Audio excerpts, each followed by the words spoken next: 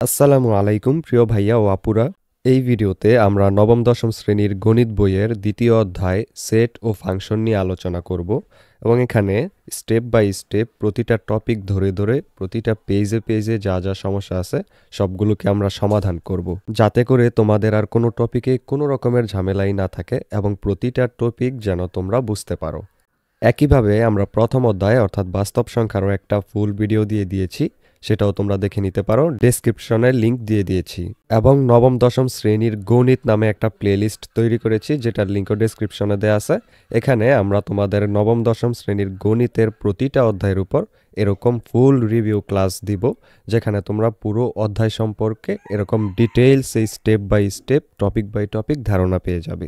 তাহলে চলো আজকের ভিডিও আমরা শুরু করি। প্রথমে আমরা আলোচনা করব এই যে সেট, এই সেট নিয়ে। এখানে দেখো এই যে সেট নিয়ে অনেক অনেক কথা লেখা আছে, যেখানে সেটের যে ইতিহাসটা কিভাবে এটা আসছে সেটা দেয়া আছে। তো এটা তোমরা প্রয়োজন হলে পড়ে নিতে পারো, এটা তেমন গুরুত্বপূর্ণ না। তো এবার আমরা দেখি সেট কি পরবর্তী পৃষ্ঠায়। সেট হলো বাস্তব বা চিন্তা জগতের সুসংজ্ঞায়িত বস্তুর সমাবেশ বা সংগ্রহ। অর্থাৎ এই পৃথিবীর মধ্যে আমরা যা কিছু চিন্তা করতে পারি বা বাস্তবে আছে এমন সব কিছুর যে একটা সমাবেশ, অর্থাৎ সব মিলিয়ে যে একটা জিনিস হয় সেটাকেই সেট বলা হয়। যেমন যদি আমরা ধরি যে নবম দশম শ্রেণীর বাংলা, ইংরেজি ও গণিত বিষয়ে 3টি পাঠ্য বইয়ের সেট, অর্থাৎ এই যে 3টা বই তোমাদের আছে এই 3টা মিলাইয়া হলো একটা সেট। আবার যদি ধরো তোমাদের 10টা বই আছে বা 14টা বই আছে, তো 14টা মিলাইয়া একটা সেট বা 10টা মিলাই হলো একটা সেট, এটাই আসলে সেট। এবং এই সেটকে মূলত প্রকাশ করা হয় এই যে এবিসি অথবা এক্স ওয়াই জেড এই জাতীয় জিনিসগুলো দিয়ে। তো এর পরবর্তীতে দেখি আমরা, এখানে দেখো 246, এখানে 3টা সংখ্যা। তো আমরা যদি বলি 3টা সংখ্যা দিয়ে আমরা একটা সেট তৈরি করব, তাহলে আমরা জাস্ট এখানে এই যে এ দিলাম, এ দিয়ে এই 3টা সংখ্যাকে সেকেন্ড ব্র্যাকেটের মধ্যে এখানে জাস্ট লিখে দিলাম। তাহলে কি হলো, এই 3টা সংখ্যার একটা সেট হয়ে গেল এই যে এ, এটাই হলো সেট। এরপর দেখো সেটের প্রত্যেক বস্তু বা সদস্যকে বলা হয় হলো উপাদান, যাকে ইংরেজিতে বলে এই এলিমেন্ট। তো আমরা এলিমেন্ট বলতে পারি বা উপাদান বলতে পারি। আমরা যখন সমাধান করব সেটের অঙ্ক তখন আমরা এগুলোকে উপাদান বলবো। এরপর দেখো যেমন বি ইকুয়াল এ বি হলে বি সেটের উপাদান হলো এ এবং বি, অর্থাৎ এই যে এটা দেখতে পাচ্ছি আমরা এখানে এ এবং এই যে বি, এই দুইটা হলো বি সেটের উপাদান। আর ইংরেজিতে বলবা এ এবং বি হলো বি সেটের এলিমেন্ট। এরপর উপাদান প্রকাশের চিহ্নটা হলো এই যে এটাকে বিলং টু বলা হয়। এই যে দেখো নিচে লেখা আছে, এটাকে বলা হয় এ বিলং টু বি, অর্থাৎ এ হইল বি এর সদস্য। আবার এখানে দেখো বিও বিলং টু বি, এটাকে আমরা পড়বো কি বি বিলংস টু বি যদি আমরা পড়তে যাই ইংরেজিতে, অথবা বাংলায় যদি বলি তাহলে বলবো এই যে এই বিটা আছে বি সদস্য বি এর। এরপর দেখো উপরের বি সেটে সি কিন্তু উপাদান নাই। এই যে ধরো একটা সি, এটা আমরা নিলাম আনুমানিক, তো নিলে এই সিটা কিন্তু আমরা এখানে দেখতে পাচ্ছি যে এই যে বিটা ছিল, এই বি এর মধ্যে কিন্তু এই উপাদানটা ছিল না।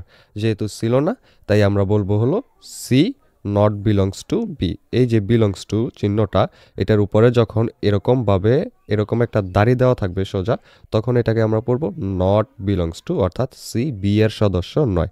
এই যে এখানে আমরা লিখে দিয়েছি C does not belong to B অথবা C not belongs to B. এরপর দেখো সেট প্রকাশের পদ্ধতি কতটা। সেট প্রকাশের পদ্ধতি হলো দুই পদ্ধতিতে আমরা সেটকে প্রকাশ করে থাকি। এক নাম্বার যেটা সেটা হলো এই যে এটা তালিকা পদ্ধতি, আর আরও একটা পদ্ধতি যেটা সেটাকে বলা হয় সেট গঠন পদ্ধতি। এবার চলো জেনে নেই তালিকা পদ্ধতি জিনিসটা কি। তালিকা পদ্ধতি হলো এই পদ্ধতিতে সেটের সকল উপাদান সুনির্দিষ্টভাবে উল্লেখ করে দ্বিতীয় বন্ধনী এর মাধ্যমে আবদ্ধ করা হয় এবং একাধিক উপাদান থাকলে কমা ব্যবহার করে উপাদানগুলোকে আলাদা করা হয়। এটাকেই বলা হয় তালিকা পদ্ধতি। এখানে যেই জিনিসটা খেয়াল রাখতে হবে সেটা হলো সুনির্দিষ্টভাবে এই যে উপাদান সুনির্দিষ্টভাবে উল্লেখ করা থাকে এবং এটাকে এই যে দ্বিতীয় ব্র্যাকেট সেকেন্ড ব্র্যাকেটের মধ্যে দেয়া থাকে। যেমন এখানে যদি আমরা এ একটা ধরে নেই সেট, এটার মধ্যে দেখো এর মধ্যে এ এবং বি দুইটা নির্দিষ্ট করে দেয়া আছে, এর উপাদান হলো এবি। আবার দেখো বি এর মধ্যে দেওয়া আছে 246, সি এর মধ্যে নিলয়, তিশা, শুভ্রা, এগুলো কিন্তু সরাসরি দেওয়া আছে। এটা হলো তালিকা পদ্ধতি। আর সেট গঠন পদ্ধতি যেটা, এটা কি, এটা হলো এ পদ্ধতিতে সেটের সকল উপাদান সুনির্দিষ্টভাবে উল্লেখ না করে উপাদান নির্ধারণের জন্য সাধারণ ধর্মের উল্লেখ থাকে। একটা নির্দিষ্ট রকম সূত্র বা ধর্ম দেয়া থাকবে, যেই ভিত্তিতে আমরা সেই সেটটাকে গঠন করে নিব, সেটাকেই বলা হয় সেট গঠন পদ্ধতি। যেমন এখানে বলা হয়েছে A equal x such that x স্বাভাবিক বিজোড় সংখ্যা। এখানে খেয়াল করো, এই যে এই চিহ্নটা, এটাকে আমরা সাচ দ্যাট পড়ব, অথবা বাংলায় পড়লে পড়ব যেন। তো এই যে সাচ দ্যাট, এটা দিয়ে বলছে এখানে স্বাভাবিক বিজোড় সংখ্যা। তো যখন স্বাভাবিক বিজোড় সংখ্যা বলছে, তার মানে আমরা জানি যেগুলো বিজোড় সংখ্যা সেগুলো হবে 1, 3, 5, 7, এগুলো হলো বিজোড় সংখ্যা। তাইলে এই অনুযায়ী আমরা ওই সেটটা গঠন করতে পারবো। এটাই হলো সেট গঠন পদ্ধতি।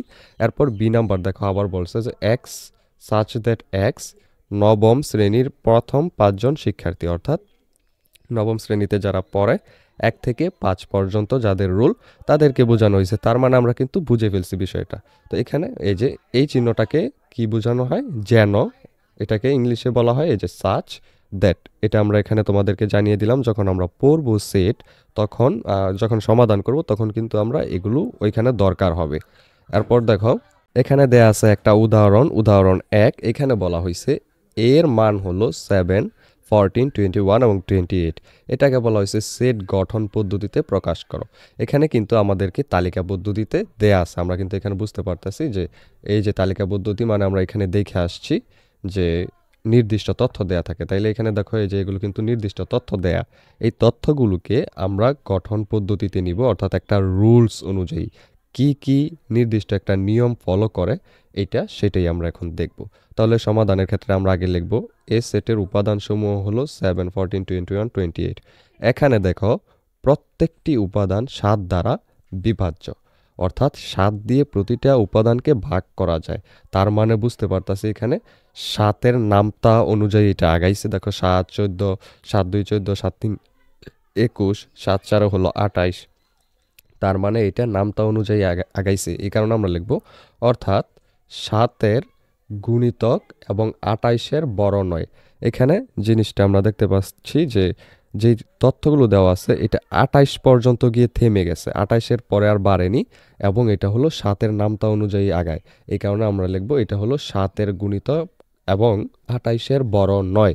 সুতরাং এখানে লিখব A equal x such that x 7-এর গুণিতক এবং 0 থেকে x বড় এবং 28 সহ 28 থেকে ছোট।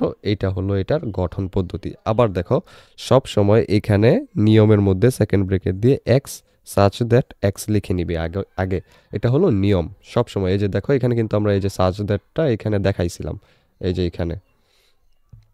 তো ওই অনুযায়ী x সাচ দ্যাট x আগে লেখা একটা কমা দিব, এটা হলো নিয়ম। এরপরে যেই জিনিসটা সেটাকে আমরা সুন্দর করে ছোট্ট করে লিখব। যেমন এখানে লিখছি আমরা 7-এর গুণিতক এবং 0 থেকে এই যে x দিয়ে বোঝায় ওই সংখ্যাগুলো।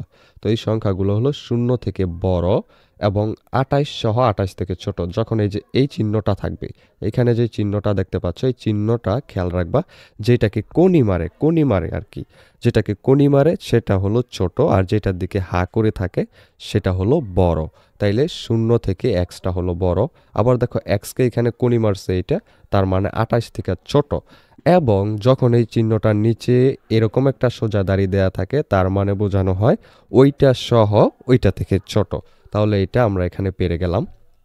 এখানে যে গুণিতক মানে বুঝিয়ে দিলাম তোমাদেরকে, গুণের নামটা আর কি, এটা হলো গুণিতকের অর্থ। এরপর দেখো উদাহরণ 2-এর মধ্যে বলা হয়েছে B equal x such that x 28-এর গুণনীয়ক। এখানে বলছে 28-এর গুণনীয়ক। এবার দেখো গুণনীয়ক মানে কি? গুণনীয়ক মানে হলো ভাগ করা যায় ওই সংখ্যাটাকে যেই সংখ্যা দিয়ে, সেটাকে বলা হয় গুণনীয়ক। এবং এটাকে বলছে যে আমরা জানো তালিকা পদ্ধতিতে প্রকাশ করি। তাহলে খুব সহজ। এবার দেখো খেয়াল করে 28-কে কোন কোন সংখ্যা দিয়ে ভাগ করা যায়। এরপর দেখো এই যে 28-কে ভাগ করা যায় 1 দিয়ে, 28-একে 28। তারপর 2 দিয়ে করা যায় ভাগ, 4 দিয়ে করা যায় ভাগ, অর্থাৎ যেই সংখ্যাগুলো দিয়ে ভাগ করলে সেটা দশমিকে যায় না, ওই সংখ্যাগুলো আর কি। এই যে দেখো তাহলে 2, 4, তারপর আছে কত 7, 14, 28 এগুলো দিয়ে ভাগ করা যায়। তাইলে আমরা লিখলাম নির্ণেয় সেট বি হলো এই যে এইটা 1 2 4 7 14 28 এটাই হলো আমাদের বি সেট। এরপর দেখো উদাহরণ 3-এ বলা হয়েছে এখানে সি ইকুয়াল হলো এক্স সাচ দ্যাট এক্স ধনাত্মক পূর্ণ সংখ্যা এবং এক্স স্কোয়ার 18 থেকে ছোট। খেয়াল রাখতে হবে এখানে বলছে ধনাত্মক পূর্ণ সংখ্যা। ধনাত্মক পূর্ণ সংখ্যা হলো একের অধিক যত সংখ্যা আছে সেগুলো। তাহলে 1 2 3 4 5 এরকম যে সংখ্যাগুলো, এবং বলছে এই সংখ্যাটাকে যদি আমরা এখানে এই যে স্কোয়ার দেই তাহলে হবে এই যে 18 থেকে ছোট। তাহলে এই সংখ্যাগুলোকে আগে আমাদের স্কোয়ার দিতে হবে। তাহলে আমরা সমাধানে লিখলাম ধনাত্মক পূর্ণ সংখ্যা 1 2 3 4 5। এরপর এইখানে দেখো যেহেতু আমাদেরকে বের করতে হবে স্কোয়ার দিয়ে, তাই লিখলাম এক্স সমান যদি 1 হয় তাহলে এক্স স্কোয়ার সমান কত হবে 1 স্কোয়ার। তো 1-এর উপরে স্কোয়ার দিলে কত হয় 1ই তো হয়। তারপর আবার এক্স সমান 2 হলে এক্স স্কোয়ারের মানে হলো 2 স্কোয়ার, তার মানে হবে 4। 2 এর উপরে স্কোয়ার দিলে হয় 4। এরপর এক্স সমান 3 হলে হবে এক্স স্কোয়ার সমান 9, 4 হলে হবে 16, 5 হলে কত হয় এই যে হয়ে যায় 25। কিন্তু খেয়াল করো আমাদেরকে কিন্তু এখানে সূত্রের মধ্যে বলছে 18 থেকে ছোট হতে হবে, 18 থেকে বড় হলে হবে না। কিন্তু এখানে দেখো 5-এর উপরে দিলে সেটা হয়ে যায় 25 স্কোয়ার দিলে। এটা কিন্তু 18 এর চেয়ে বড় একটা জিনিস, এটা আমাদের খেয়াল রাখতে হবে। যেহেতু এটা 18-র চেয়ে বড় হয়ে গেছে, কিন্তু 4-এর উপরে স্কোয়ার দিলে কিন্তু 16 18 থেকে ছোটই থাকে। তাহলে আমরা 4 পর্যন্ত নিব। তাইলে শর্ত অনুসারে আমাদের নির্ণয় সেটটা হবে এটা 1 2 3 4। এর পরবর্তীতে দেখো এখানে আছে সসীম সেট। এগুলো একদম সহজ। এই জাতীয় সেটগুলো এখন যেগুলো দেখব সসীম অসীম, এগুলোর তেমন কোনো গুরুত্ব নেই, তোমাদের পরীক্ষায় এই জাতীয় কিছু আসে না। তবে এগুলো তোমাদের জেনে রাখা ভালো, যেগুলো তোমাদেরকে হেল্প করবে যখন পরীক্ষায় প্রশ্ন আসবে সেগুলো সলভ করতে। তো সসীম সেট কি? যেটার উপাদান গণনা করে নির্ধারণ করা যায় সেটাকেই বলা হয় সসীম সেট। এতটুকু জানলেই চলে, যেটার মধ্যে একটা নির্দিষ্ট পরিমাণ আছে, যে এতটুকুই, এর বাইরে নাই। এতটুকুই, যেমন এখানে দেখো এক্স ওয়াই জেড, এখানে কিন্তু বইলা দিচ্ছে এতটুকুই সেট। তারপর এখানে বলছে 3 থেকে 60 পর্যন্ত, 3 6 9, অর্থাৎ এই আকারে 3-এর নামটা পড়তে পড়তে 60 পর্যন্ত যেগুলো সেগুলো। এটা হলো সসীম সেট। আর এই যে অসীম সেট হলো যেটাকে গণনা করে শেষ করা যায় না। দেখো এখানে বলছে এক্স সাচ দ্যাট এক্স বিজোড় স্বাভাবিক সংখ্যা, তার মানে বিজোড় কত সংখ্যা আছে, পৃথিবীর যত সংখ্যা হয় একের পর এক আসতেই থাকবে, এগুলোকে বলা হয় অসীম সেট। এরপর দেখো এখানে বলছে দেখাও যে সকল স্বাভাবিক সংখ্যার সেট একটা অসীম সেট। তো স্বাভাবিক সংখ্যা মানে কি? স্বাভাবিক সংখ্যা হলো 1 2 3 4 এগুলো। তো 1 2 3 4 এই সংখ্যাগুলো যেগুলো আছে এগুলোর তো কোনো সীমানা নাই, এগুলো একের পর এক বাড়তেই থাকবে, যেটার কোনো সীমানাই থাকবে না। তাহলে এটা কিন্তু একটা অসীম সেট হয়ে যায়, কারণ এটা আমরা শেষ করতে পারবো না গণনা করে। পৃথিবীর যেই গণনার সিস্টেম, ওই গণনার যদি সকল কম্পিউটার নিয়েও গণনা করা হয় তবুও কিন্তু এই 1 2 3 4 গণনা করে সম্পূর্ণটা শেষ করা যাবে না। তাই এটা হলো একটা অসীম সেট, এটা একটা অসীম সেট। এরপর দেখো এন সেট থেকে বিজোড় স্বাভাবিক সংখ্যার সেট, অর্থাৎ এখানে যদি আমরা শুধু বিজোড়গুলো বলি সেটাও কত বিজোড় সংখ্যা আছে আমরা জানি না, কারণ একের পর এক আসতেই থাকবে। তারপর যেটা আছে সেটা হলো জোড় স্বাভাবিক সংখ্যার সেট, এটাও কত আছে সেটা আমরা জানি না, একের পর এক আসতেই থাকবে জোড় সংখ্যাগুলো। তারপর দেখো 3-এর গুণিতকের সেট। তো 3-এর গুণিতক, 3-এর নামটা পড়তে পড়তে অনেক সংখ্যা আসবে যেটা আমরা শেষ করতে পারবো না, তাইলে এটাও একটা অসীম সেট। তাইলে আমরা বলতে পারি যে এন সেট থেকে গঠিত উপরের সেট সমূহের উপাদান সংখ্যা গণনা করে নির্ধারণ করা যায় না, ফলে এবিসি অসীম সেট। অর্থাৎ যত স্বাভাবিক সংখ্যা আছে এইগুলো, এই সবগুলোই হলো অসীম সেট। এটা হলো আমরা প্রমাণ করলাম। এরপর দেখো ফাঁকা সেট। ফাঁকা সেট কি? ফাঁকা সেট হলো যখন কোনো একটা সেটের মধ্যে কোনো উপাদান থাকবে না, যেমন যে সেটের কোনো উপাদান নেই তাকে ফাঁকা সেট বলে। ফাঁকা সেটকে এই যে এটা দ্বারা প্রকাশ করা হয়, অর্থাৎ এরকম একটা ওয়ের মতো দাড়ি দিয়ে এটার মধ্যে এরকম একটা দাড়ি দিলে সেটাই হয়ে যায় ফাঁকা সেট। যেমন একটি বালিকা বিদ্যালয়ের 3 জন ছাত্রের সেট। দেখো এখানে বলছে বালিকা বিদ্যালয়, তো বালিকা বিদ্যালয় মানে সেখানে মেয়েরা থাকবে। তো এখানে বলছে 3 জন ছাত্রের সেট, মানে 3 জন ছাত্র ছেলে, তো এখানে তো ছেলেই নেই, তাই এটার উপাদানটা কি হয়ে যাবে? এটার উপাদান হয়ে যাবে এইটা, অর্থাৎ ফাঁকা, এখানে কোনো ছেলেই নেই। এরকমভাবে যেগুলো থাকে সেটাই হলো ফাঁকা সেট। এরপর দেখো এখানে আছে ভ্যান চিত্র, ভ্যান ডায়াগ্রাম। ভ্যান চিত্র হলো জন ভ্যান নামে একজন বিজ্ঞানী ছিলেন। তিনি এই যে সেটগুলো সেটাকে একটা নির্দিষ্ট ডায়াগ্রামে একটা নির্দিষ্ট আকারের মধ্যে দিয়ে প্রকাশ করার চেষ্টা করেন, যেটাকে ভ্যান চিত্র বলা হয়। এই ভ্যান চিত্র সম্পর্কে নিচে আমরা একটু দেখব, সেখানে দেওয়া আছে, আমরা কিছু প্রশ্ন সমাধান করব। এরপর দেখো উপসেট। উপসেটটা আমাদের জন্য খুবই গুরুত্বপূর্ণ, কারণ এইটা থেকে প্রশ্ন আসে। এখানে এ ইকুয়াল এ বি যদি একটা সেট হয়, তাহলে এই সেটের উপাদানগুলো থেকে আমরা কয়েকটা সেট গঠন করতে পারি। যেমন এ বি মিলে একটা সেট, তারপর এ একটা সেট, আবার বি একটা সেট। এই সবগুলোই কিন্তু এই এর মধ্যে যেই এ বি ছিল এইটারই অংশ। তাইলে এই সেটগুলো গঠন করা যায় এই সেটটা থেকে। এই এ দিয়া এ বি যে একটা সেট আছে সেটা থেকে এই তিনটা সেটই গঠন করা যায়।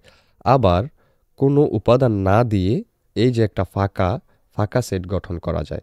কারণ এখানে দেখো সবগুলো সেটের সাথেই একটা করে ফাঁকা সেট কিন্তু থেকেই যায়। কিভাবে? কারণ এখানে তো কিছু নাই, এবির পরে তো আর কিছু নাই। তাইলে এবির সাথে যদি আমরা এরকম একটা ফাঁকা সেট লিখে দিই তাহলে তো কোনো সমস্যা নাই, কারণ এখানে তাহলে এবি বুঝাইবে। তাইলে আমরা সব কিছুর সাথে একটা ফাঁকা সেটও লিখতে পারি। তাইলে এখানে গঠিত যেই সেটটা হবে তাইলে হবে এ বি, এ বি, তারপর আবার এই যে ফাঁকা এইটাও হবে। তাইলে এ সেটের উপসেট এই চারটাই হয়ে গেল।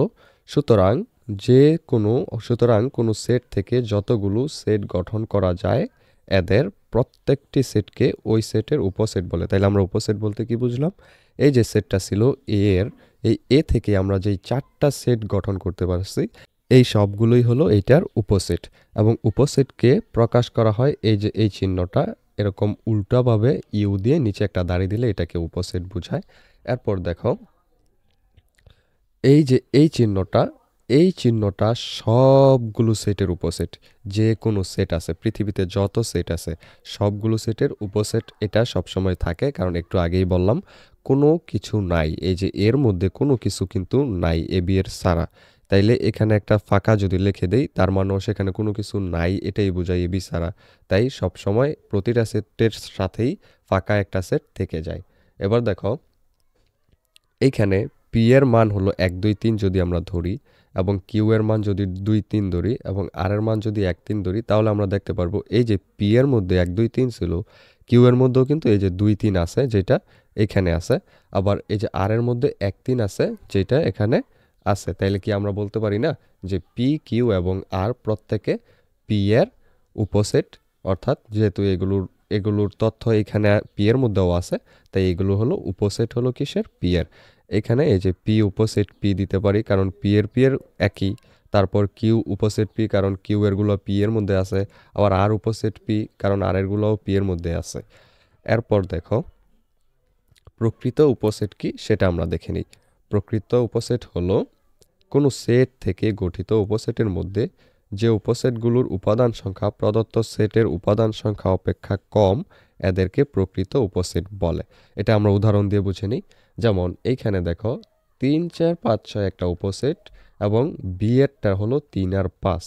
এটা এখানে দুইটা সেট, কিন্তু এই যে বি এর যেই উপাদান এ সেটে বিদ্যমান বি সেটের উপাদান সংখ্যা এ সেটের উপাদান সংখ্যা থেকে কম।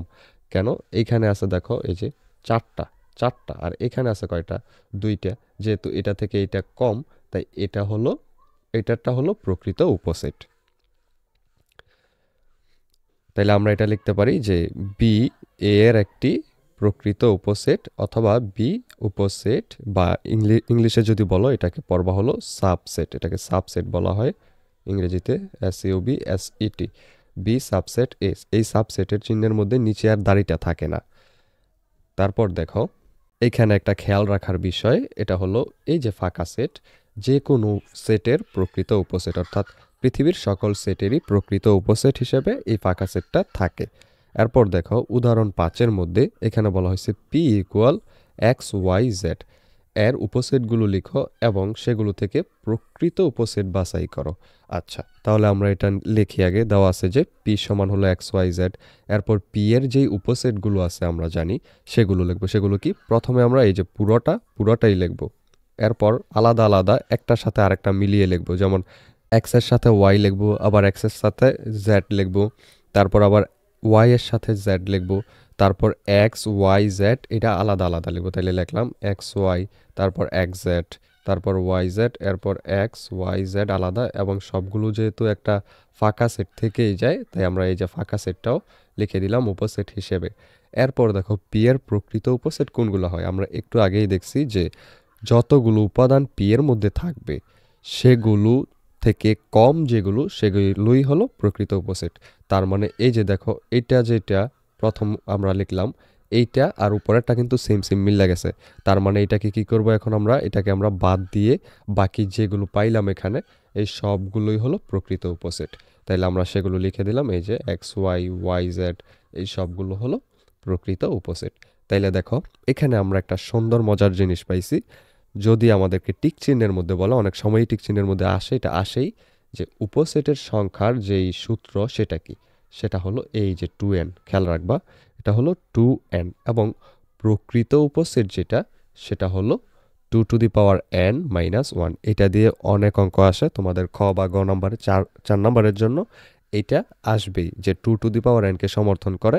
এটা আমরা পরবর্তীতে দেখব। এখন আমরা একটু দেখে নেই যে বলছে যে কোনো সেটের উপাদান সংখ্যা যদি n হয় তাহলে ওই সেটের উপসেট সংখ্যা কত হয়, 2n। তাহলে দেখো তো আমরা একটু বের করি, এখানে যে p, এই p এর উপাদান সংখ্যা কত, n সমান হলো 3টি।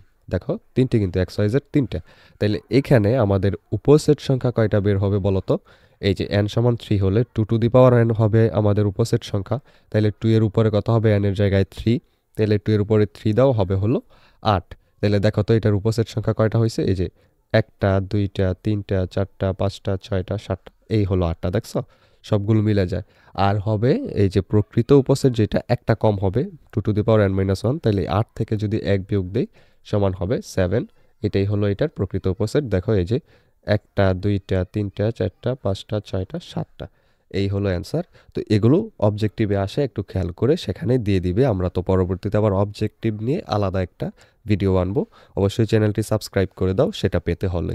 এরপর দেখো সেটের সমতা, দুইটি সেটের উপাদান একই হলে সেট দুইটিকে সমান বলা হয়। এগুলোকে তেমন কোনো গুরুত্বপূর্ণ বিষয় নয়, জাস্ট জেনে নাও যে দুইটা সেটের মধ্যে যদি একই রকম উপাদান থাকে তাহলে দুইটাকে সমান সেট বলা হয়। যেমন এর মধ্যে বলা হয়েছে 357, এটা হলো এটার উপাদান। আবার বি এর মধ্যে দেখো 5337, তাহলে এখানে দেখো 357 ছিল, এখানেও দেখো এই যে 3, তারপর এই যে 5, এই যে 7 আছে। তাইলে এই দুইটাকে বলা হবে এ সমান বি। এক জায়গায় বেশি এক জায়গায় কম এটা কোনো ম্যাটার করে না, জাস্ট অন্যটায় যে সংখ্যাগুলো থাকছে ওইটা যদি এটার মধ্যে থাকে তাহলেই এইটা ওইটা সমান হয়ে যাবে। এরপর হলো সেটের অন্তর, এটা হলো গুরুত্বপূর্ণ জিনিস যেটা আমাদের প্রতিটা অঙ্কের মধ্যেই কাজে লাগবে। এখানে দেখো বলছে এর মান হলো এগুলো, বি এর মান হলো এগুলো। এখন সেট এ থেকে যদি আমরা বি এর উপাদানগুলো বাদ দেই তাহলে যে সেটটা হবে তাহলে সেটা হবে 1 2 4, কারণ এখানে দেখো 3 এবং 5 যেটা ছিল এটা আমরা বাদ দিতে হবে। অন্তর মানেই বাদ দেয়া বা বিয়োগ করা। তাইলে 3 আর 5 যদি এখান থেকে বাদ দিয়ে দেই, 3 5 বাদ, তাহলে থাকলো 1 2 আর 4, তাহলে লিখলাম 1 2 4।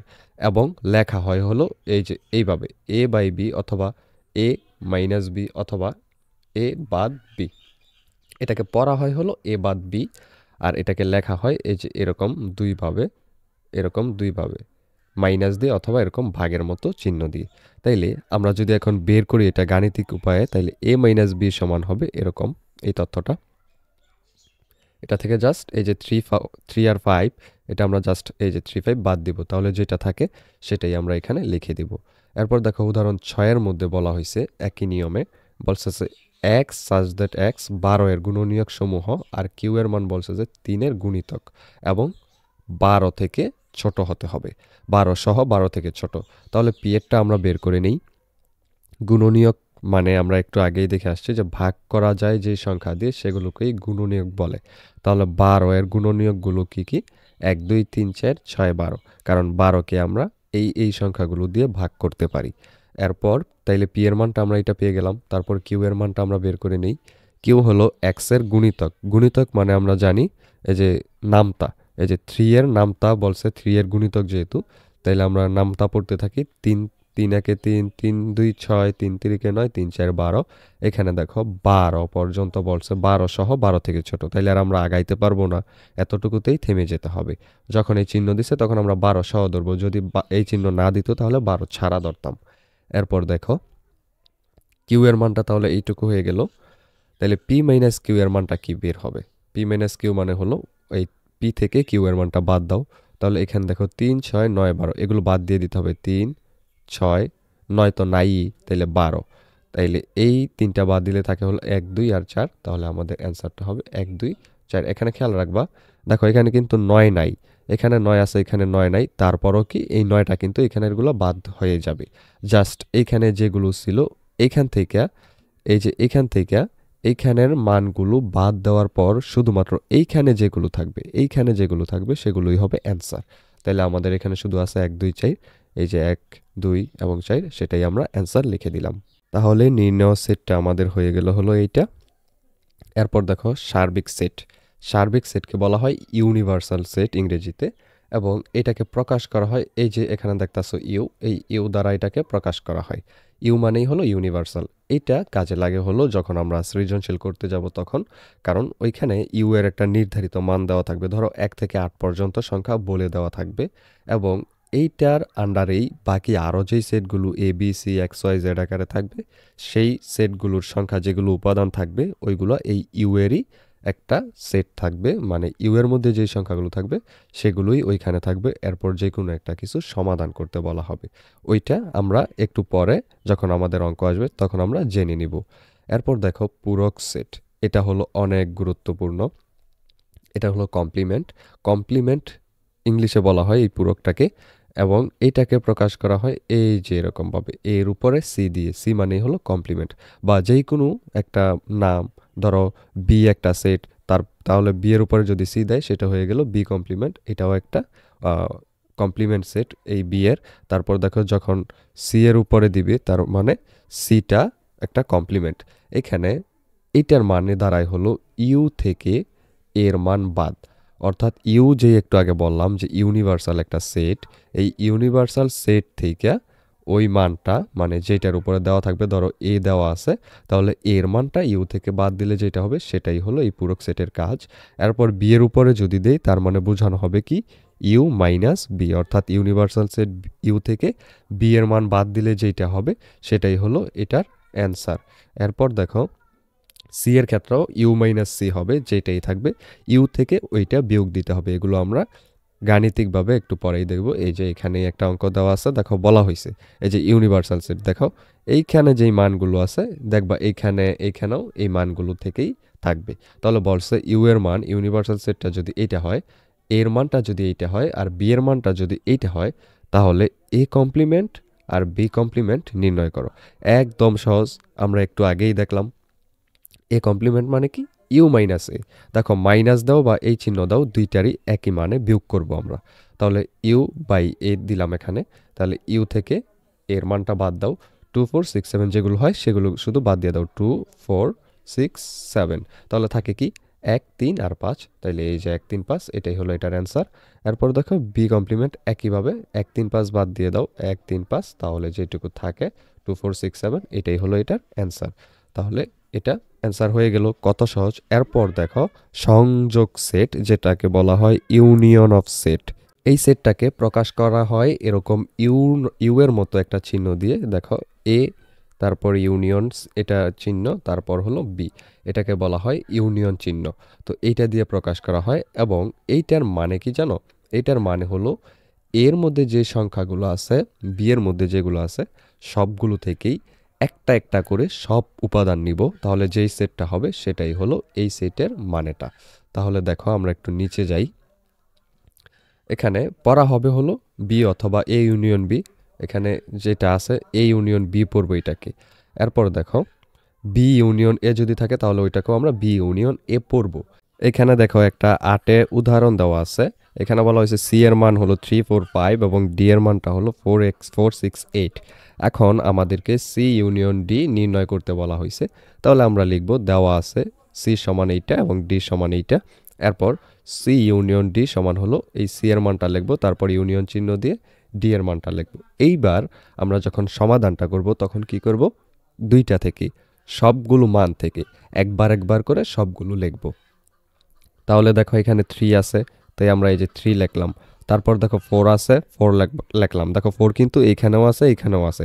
তবু আমরা কয়বার লিখবো? জাস্ট শুধু একবার লিখবো। এরপর দেখো 5 আছে, 5 আমরা লিখবো একবার। তারপর দেখো 6 আছে, এই 6টা লিখলাম। 8 আছে, 8 লিখলাম। দেখো 4 কিন্তু দুইবার দুই জায়গায় থাকার পরও আমরা একবারই লিখছি। এটার মানেই হলো সব জায়গা থেকে একবার একবার করে আমরা লিখবো। এটাই ইউনিয়ন সেট। তাহলে আমাদের অ্যান্সারটা হয়ে গেল এইটা। এটা কিন্তু আমাদের অনেক কাজে লাগবে। পরে দেখো এইটা হলো ছ্যাদ সেট। ছ্যাদ সেট মানে কি? ছ্যাদ হলো উপরেরটাই দেখছি সবগুলো একবার করে লেখা, কিন্তু এই ছ্যাদ সেটের ক্ষেত্রে এটার চিহ্নটা কিন্তু উল্টো হয়ে যাবে। এই যে এরকম একটা উল্টা ইউ চিহ্ন থাকবে এবং এইটার মানে দাঁড়াবে দুইটার মধ্যে যেই উপাদানগুলো থাকবে সেখান থেকে দুইটার মধ্যেই যেই উপাদানগুলো মিলবে সেগুলো শুধু আমরা লিখব। অর্থাৎ দুইটার উপাদানই একই রকম যেগুলো হবে শুধুমাত্র সেগুলো লিখব, আর বাকি সব বাদ দিয়ে দিব। তাহলে একটু নিচে যাই, আমরা এটার উদাহরণ দেখি। দেখো বলা হয়েছে পি এর মানগুলো হলো এই যে 2 থেকে বড় আর 6 সহ 6 থেকে ছোট। আবার কিউ এর ক্ষেত্রে দেখো বলছে এই যে এক্স হলো জোড় সংখ্যা এবং 8 সহ 8 থেকে ছোট। তাইলে দেখো এবার যদি আমরা এগুলো করি, এই যে পি এর মান, পি এর সূত্রটা আগে লিখবো দেওয়া আছে দিয়ে, এরপর এটার মানগুলো কি হয় 2 থেকে বড় হতে হবে এবং 6 সহ 6 থেকে ছোট। এগুলো কি মান? সাধারণ সংখ্যা। এখানে এন দিয়ে বোঝানো হয়েছে নর্মাল নাম্বার। তাইলে সাধারণ সংখ্যা কি? 2 এর থেকে বড় হলো 3, 4, 5, 6, যেহেতু 6 সহ 6 থেকে ছোট কইছে তাই আমরা শুধুমাত্র এই পর্যন্তই রাখবো, এর থেকে বাড়বো না। এরপর কিউ এর মান দেখো বলছে কি এক্স, এক্স হলো 8 থেকে ছোট, কিন্তু এগুলো হলো জোড় সংখ্যা 8 সহ 8 থেকে ছোট। তাইলে এগুলো হয় হলো 2, 4, 6, 8, যেগুলো জোড় সংখ্যা 8 সহ 8 থেকে ছোট। তাইলে একের পর থেকে 2 হলো জোড় সংখ্যা, তারপর 4, 6 এবং 8। এর উপরে যেতে পারবো না কারণ এখানে আমাদের বলছে 8 সহ 8 থেকে ছোট, তাই। এরপর দেখো এটাকে বলছে পি ইন্টারসেকশন কিউ করতে। তাহলে এটাকে আমরা এখন ইন্টারসেকশন করে নেই। এই যে দেখো এই যে পি এর মান এইটা, তাইলে কিউ এর মান এইটা দিয়ে আমরা এই যে ইন্টারসেকশন করলাম। এখন দেখো দুই জায়গায় যেই মানগুলো আছে, কি কি মান এখানে দুই জায়গায় আছে।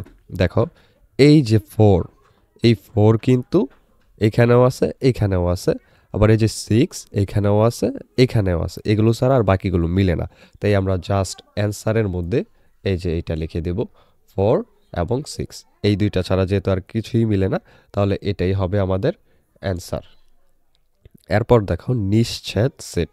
নিশ্ছেদ সেট মানে হলো দুইটার উপাদান যদি না মিলে। দেখো দুইটি সেটের মধ্যে যে যদি কোনো সাধারণ উপাদান না থাকে তবে সেট দুইটিকে পরস্পর নিশ্ছেদ সেট বলে। অর্থাৎ যদি দুইটার উপাদানই কোনোটার সাথে কোনোটা না মিলে, এটার যেই সূত্রটা সেটা হলো এ ইন্টারসেকশন বি ইকুয়াল যদি ফাঁকা সেট হয়, অর্থাৎ দুইটার সেট কিছুই যদি না মিলে তাহলে সেটাকে বলা হয় নিশ্ছেদ সেট, যেটা মাঝে মধ্যে কয়ের মধ্যে আসে নিশ্ছেদ সেট প্রমাণ করার জন্য।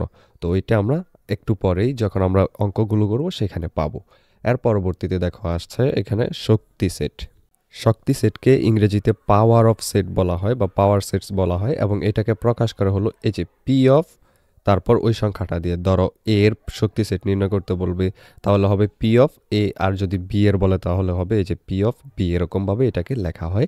তাহলে ধরো এখানে এম এন হলো একটা সেট, এইটার যেই উপসেটগুলো আছে আমরা দেখে আসছি এই একটু আগে যে উপসেটের সংজ্ঞায় যেই জিনিসটা দেখে আসছি যে এটা থেকে আরও কয়েকটা সেট বের করা যায়, যেমন এম এন দুইটাই মিললে একটা হয়, আবার আলাদাভাবে এম এন আলাদাভাবে একটা ফাঁকা সেটও একটা উপসেট হয়ে যায় এটার এই এর। তাহলে এই যে এই সেটগুলো বের হলো এখানে, এটাকেই এ সেটের শক্তি সেট বলা হয়। তাইলে আমরা বুঝতে পারলাম যে উপসেট যেই জিনিসটা বের হয় একটা নির্দিষ্ট সেট থেকে, ওই সেটগুলোকেই মূলত পাওয়ার অফ সেট বলা হয়।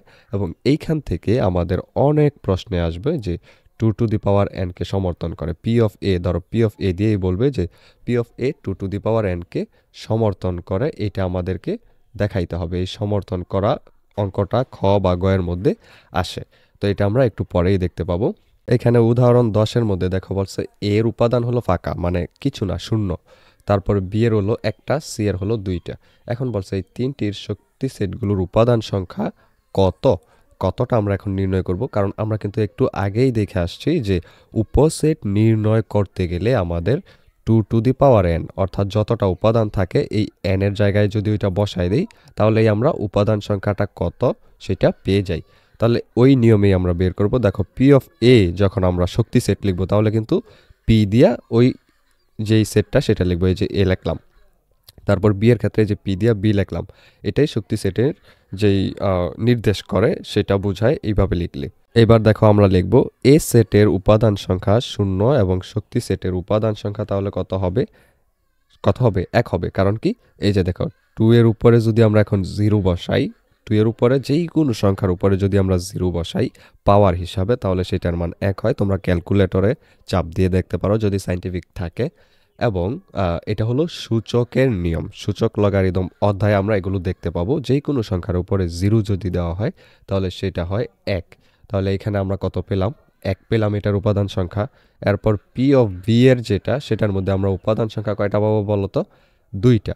কেন? এই যে দেখো এখানে এ আছে, এর উপসেট আমরা জানি এ একবার হবে এবং সব কিছুর সাথে একটা করে ফাঁকা সেট থাকে উপসেট হিসাবে, তাই হলো এখানে পাবো 2টা। তাহলে এখানে আমরা শক্তি সেটটা নির্ণয় করি। বি সেটের উপাদান সংখ্যা 1 এবং এর শক্তি সেটের উপাদান সংখ্যা হবে 2 এর উপরে 1। 2 এর উপরে 1 দিলে কত হয়? 2ই হয়। এই 1টা এই এন এর জায়গায় গিয়ে বসবে, যেটা আমরা এই যে এখানে দেখেছিলাম। এরপর দেখো পি অফ সি, সি সেটের যেই শক্তি সেটটা সেটা যদি নির্ণয় করি একই রকমভাবে। এখন আমরা 2 এর উপরে জাস্ট 2 বসাবো। কেন? কারণ সি সেটের ক্ষেত্রে আমরা দেখতে পেয়েছি এখানে 2টা উপাদান এ এবং বি। তাহলে এখানে আমরা নির্ণয় করব এ বি, তারপর এ বি, তারপর একটা ফাঁকা সেট। এবার যদি আমরা এন এর জায়গায় আমরা 2 লিখি তাহলে আমাদের সংখ্যাটা হবে 4। তাহলে এইটার উপসেট সংখ্যা হলো 4। এখানে ওই সূত্রটা লিখে দেওয়া আছে যে কোনো সেটের উপাদান সংখ্যা n হলে সেটার শক্তি সেটের উপাদান সংখ্যা হবে 2 টু দি পাওয়ার n। এরপরে আছে এখানে ক্রমজোর। ক্রমজোর কি? ক্রমজোর একটা ধারণা, যেমন এইখানে যদি 2টা সেট থাকে, একটা হলো xy আর একটা হলো ab, তাহলে আমরা এইখান থেকে ওই ধারণা অনুযায়ী এই যে এটার প্রথমটার সাথে এটার প্রথমটা এবং এটার দ্বিতীয়টার সাথে এই যে এটার দ্বিতীয়টা, এইটা মিল্লা একটা একটা করে আলাদা একটা জোড়া হবে, যেখান থেকে আমরা কোনো একটার মান বের করব। এটাকেই বলা হয় ক্রমজোর। এরপর দেখো এটার একটা উদাহরণ দেখি। ধরো এটা হলো একটা সেট, এটা হলো একটা সেট, এটা সমান এটা। তাহলে আমরা এখান থেকে যদি এক্স এবং ওয়াই এর মান নির্ণয় করতে বলা হয়, যেহেতু বলা হয়েছে এখানে, তাই আমরা ওই একই নিয়মে দুইটার প্রথমটা নিব, দুইটা দ্বিতীয়টা নিয়ে আমরা এটা নির্ণয় করব। যেমন ক্রমজোড়ের শর্ত মতে এটা আমরা লিখে নিব যখন আমাদেরকে পরীক্ষায় দেওয়া হবে প্রশ্নে। তাই আমরা লিখলাম 2x প্লাস ওয়াই প্রথমটা এটার, এবং এটা থেকে লিখলাম কোনটা? দ্বিতীয়টা। তাহলে আমরা এখানে একটা সমীকরণ পেলাম এটাকে আমরা দেব 1। তারপর এই যে এইটার যেই দ্বিতীয়টা, এইটার যেই দ্বিতীয়টা, এই দুইটা মিলাই আমরা একটা সেট নির্ণয় করব এখানে। তাহলে হবে কত দেখো তো? এই যে x মাইনাস ওয়াই সমান হবে 3। এই যে x মাইনাস ওয়াই সমান হলো 2 নম্বরে 3। এখন দেখো এই যে দুইটা সমীকরণ হলো, এই দুইটা সমীকরণকে এবার আমরা যোগ করব। যদি আমরা যোগ করি তাহলে দেখো তো কত হয়? আমরা লিখব হলো 2x প্লাস ওয়াই ইকুয়াল 6 এবং x মাইনাস ওয়াই ইকুয়াল হবে 3। এইবার আমরা যদি যোগ করি, প্লাস করলে এখানে দেখো y, এখানের y কাটা হয়ে যাবে। তাহলে এখানের 2টা x, এখানের একটা x হবে 3টা x প্লাস করলে, এবং এখানে কত হবে বলো তো? 6 এবং 3 হবে 9 যোগ করার পর। এইবার দেখো যোগ করার পর যেহেতু এখানে যে 3x ইকুয়াল 9 হয়েছে, এবার x যদি এই পাশ থেকে ওই পাশে নেই তাহলে দেখো এই যে x এই পাশে এখানে রেখে 3টা যদি ওই পাশে নিয়ে ভাগ করি, এই পাশে যেহেতু গুণাকারে ওই পাশে গিয়ে ভাগ হবে, তাহলে 9কে 3 দ্বারা ভাগ হবে। 3 দিয়ে 9কে ভাগ করলে কত হয়? 3 হয়, কারণ 3 3কে 9। তাহলে আমরা এখানে পেয়ে যাই x এর মানটা কত? 3 পেয়ে যায়। তো 3 যেহেতু পেয়ে গেছি, x এর মানটা যদি আমরা এবার 1 নাম্বার সমীকরণে বসাই এই যে এইটাতে, তাহলে দেখো তো কি হয়? তাহলে হবে হলো এই যে 2x এর জায়গায় এখন আমরা লিখে দেব 3, যেহেতু মান এইটা পাইছি, প্লাস হলো y সমান কত হবে? 6। তাইলে 2 3 কত হয়? 6 প্লাস y ইকুয়াল হয় 6। তাইলে 6 এখানে ওয়াইটা রেখে, যেহেতু y এর মান নির্ণয় করব, ওইটা শুধু এই পাশে রেখে এই 6টা ওই পাশে পাঠিয়ে দেব। তাহলে কত হবে? এখানে প্লাস ওই পাশে গিয়ে হবে মাইনাস, তাহলে হবে y এর মানটা 0। এরপর দেখো এইটাই এখানে নির্ণয় করা হয়েছে যে y ইকুয়াল 0। তাইলে আমরা কি পেলাম? x এর মান 3, y এর মান 0। তাইলে আমরা এখানে এটা লিখে দেব। সুতরাং xy সমান 3,0। এটাই আমাদের হবে অ্যান্সার। এরপর আরও একটা জিনিস হলো কার্তেশীয় গুণজ। এই কার্তেশীয় গুণজটাকে লেখা হয় এরকম ক্রস দিয়ে গুণের মতোই, কিন্তু পড়া হয় A ক্রস B। এটার একটা উদাহরণের মাধ্যমে দেখে নিই। দেখো 12 এর মধ্যে বলা হয়েছে পি এর মান এইটা, কিউ এর মান এইটা। তাহলে আমাদেরকে বলা হয়েছে এখানে আর ইকুয়াল হলো পি ইন্টারসেকশন কিউ। আর এর মানটা বের করার পর বলছে যে পি ক্রস আর এবং আর ক্রস কিউ এটা আমরা যেন নির্ণয় করি। তাহলে আগে পি এবং কিউ এর মান থেকে আর এর মানটা পি ইন্টারসেকশন কিউ নির্ণয় করে নিই। দেখো আর এর মানটা আমরা পি ইন্টারসেকশন কিউ আগে নির্ণয় করলাম এইটা। তো ইন্টারসেকশনের মানে আমরা দেখছি যেইটা শুধু মিলবে সেটা লিখবো। তাহলে এখানে 3 দুই জায়গায় মিলছে, তাই আমরা শুধু এইটা লিখলাম, এটা হলো এটার উপাদান। এরপর দেখো এখানে আমরা পি ক্রস আর নির্ণয় করব। এক্ষেত্রে আমরা এইটা লিখে তারপর পি এর মান তারপর ক্রস দিয়ে আর এর মান লিখব। এরপর এইটার নিয়ম হলো প্রতিটার সাথে প্রতিটাকে একবার একবার করে লেখা। যেমন এখানে দেখো 1 দিয়ে 3 কে একবার, আবার 2 দিয়ে 3 কে একবার, আবার 3 দিয়ে 3 কে একবার। তাইলে কত হবে দেখো 1,3 একবার, 2,3 একবার, আবার 3 দিয়ে 3 কে করলে হবে 3,3 একবার। এবং দেখো অন্যান্য সেটগুলোকে লেখা হয় সেকেন্ড ব্রেকেট দিয়ে সবকিছু, কিন্তু এটার ক্ষেত্রে দেখো সবগুলোকে আমরা ফার্স্ট ব্রেকেট দিয়ে লিখে সেইটাকে আমরা এই যে এখানে সেকেন্ড ব্রেকেট, এই যে সেকেন্ড ব্রেকেট, এই সেকেন্ড ব্রেকেট দিয়ে আমরা আটকিয়ে দিব। এবং সেকেন্ড ব্রেকেট যারা লিখতে পারো না তাদের জন্য সহজে বলে দিই, একটা এস লিখবা ভাও, তারপর আরেকটা উল্টা লিখবা, তাহলে এটা প্রথম সেকেন্ড ব্রেকেটটা হয়ে যাবে। তারপর অপর দিকে প্রথমটা লিখবা উল্টা সেকেন্ড অ্যাশ, তারপর আবার লিখবা ভাও অ্যাশ, তাহলে হয়ে যাবে সেকেন্ড ব্রেকেট। এটা হলো সহজে লেখার জন্য আর কি, সেকেন্ড ব্রেকেটটা এইভাবে লেখা হয়। তারপর দেখো যদি কেউ একদমই না পারো, মানে একদম পারোই না, তাহলে এই যে এরকম করবা, তারপর অন্যদিকে এরকম করবা, একটা কোণের মতো তৈরি করে দিবা, তাহলেই মোটামুটি এটা হয়ে যাবে। যার যেটা ভালো লাগে সেটা করো। এরপর দেখো আর ক্রস কিউ যদি নির্ণয় করি তাহলে কি হবে, আর এর মান লিখবো ক্রস কিউ এর মান লিখবো। তাহলে 3 দিয়ে একবার 3 কে, আবার 3 দিয়ে একবার 4 কে লিখবো। এই যে 3 দিয়ে 3, 3 দিয়ে 4, কমা কমা দিয়ে কিন্তু লিখতে হবে সবগুলো। তাহলে এটাও নির্ণয় হয়ে গেল এটার অ্যান্সার। এর পরবর্তীতে দেখো উদাহরণ 13। এই যে উদাহরণ 13, এগুলো তেমন কোনো গুরুত্বপূর্ণ বিষয় না, এগুলো কখনোই আসেনি এবং আসেও না, এটা আমাদের দেখার দরকার নেই। আমরা দেখি যেগুলো খুবই গুরুত্বপূর্ণ। এই যে 14 নম্বর উদাহরণটা, এই 14 নম্বর উদাহরণে দেখো বলছে 100 জন শিক্ষার্থীর মধ্যে কোনো পরীক্ষায় 88 জন বাংলায়, 80 জন গণিতে আর 70 জন হইল উভয় বিষয়ে পাশ করছে। তো এখন আমাদেরকে বলছে ভ্যান চিত্রের সাহায্যে তথ্যগুলো প্রকাশ করো এবং কতজন শিক্ষার্থী উভয় বিষয়ে ফেল করছে তা নির্ণয় করো। তো এইখানে আমরা একটা ভ্যান চিত্র আঁকলাম। দেখো শিক্ষার্থী কতজন ছিল, 100 জন। তাইলে এই যে চিত্রটা আঁকলাম, এই পুরা যে চিত্রটা আছে, এই যে এই পুরা চিত্রটা হলো 100 জন শিক্ষার্থীর জন্য, এবং এইখানে 100 জন শিক্ষার্থীর ইউ দিয়ে পুরোটা ধরা হয়েছে, এবং বাংলায় আর গণিতে পাশ করছে শিক্ষার্থী যেগুলো, সেগুলোকে বি আর এম দিয়ে, বি দেওয়া হলো বাংলা এবং এম দেওয়া হলো ম্যাথ এখানে লেখা হয়েছে, অর্থাৎ এইটা এবং এইটা। এরপর দেখো ফলে ভ্যান চিত্রটি 4টি নিশ্চিত সেটে বিভক্ত হয়েছে, যাদেরকে পি কিউ আর এফ দ্বারা চিহ্নিত করা হয়েছে। এরপর দেখো এখানে উভয় বিষয়ে পাশ করছে যে শিক্ষার্থী, তাদের সেট কোনটা হবে, বি ইন্টারসেকশন এম। এই যে এই বি এবং এই এম, এই দুইটা মিল্লা হবে তাদের সংখ্যা। তাহলে এটা হলো 70 জন, যেটা আমাদেরকে এখানে বলা হয়েছে, এই যে 70 জন। তো কারণ কি, কারণ হলো এই বি এর মধ্যে কিছু বাংলা, এখানে এম হলো গণিত, এই দুইটা মিল্লা যারা যারা পাশ করছে তারা হলো এই বি এবং এম এর মধ্যে যারা যারা আছে তারা, এটাকে বলা হয় এরকম বি ইন্টারসেকশন এম।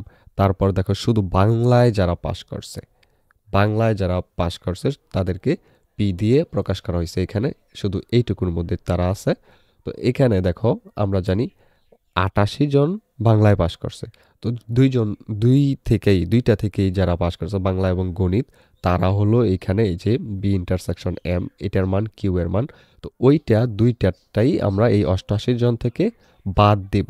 তাইলে শুধু বাংলায় পাশ করছে যারা, তাদের সংখ্যাটা আমরা পেয়ে যাব, তাহলে হবে 18। এবং আর হলো শুধু গণিত, এইটুকু যেটুকু দেখতেছো এইটুকু মান হলো শুধুমাত্র যারা গণিতে পাশ করছে। তাই গণিতের সংখ্যাটা থেকে আমরা উভয় বিষয়ে যারা যেটা পাশ করছে সেটা বাদ দিয়ে দিব, তাহলে আমাদের বের হবে 10 জন। 10 জন শুধু গণিতে পাশ করছে। এরপর দেখো এই যে পি ইউনিয়ন কি ইউনিয়ন আর সমান বি ইউনিয়ন এম, অর্থাৎ এই যে এইটা আর এটাকে ইউনিয়ন করলে, এইটা আর এটাকে যদি আমরা ইউনিয়ন করি, এই দুইটাকে ইউনিয়ন করার মানে হলো পি কিউ আর, অর্থাৎ এইটুকু, এইটুকু এবং এইটুকু, এই পুরাটুকুকে আমরা গুণ করলে যেটা হবে, মানে ইউনিয়ন করলে যেটা হবে সেটাই হবে বি ইউনিয়ন এম, কারণ একই জিনিস। তো যে কোনো একটি বিষয় এবং উভয় বিষয়ে 5 শিক্ষার্থীর সেট, যার সদস্য সংখ্যা কত? সদস্য সংখ্যা হলো এই যে 18, 10 এবং 70। কিভাবে হলো? উভয় বিষয়ে যেগুলো হয়েছে, তারপর বাংলায় শুধু শুধু গণিতে যেগুলো হয়েছে সবগুলোকে যোগ করলাম 100 জনের মধ্যে, পেলাম আমরা 98 জন। তাহলে 98 জন পাস হয়েছে, এবং যারা ফেল করছে, এফ দিয়ে ফেল বোঝানো হচ্ছে, ফেল করছে কতজন? তাহলে 100 থেকে আমরা 98কে বিয়োগ দিব, যতজন হবে 2 জন, এটাই হলো অ্যান্সার, 2 জন ফেল করেছে। এরপর দেখো আমাদের জন্য 2.1 অনুশীলনী আসছে।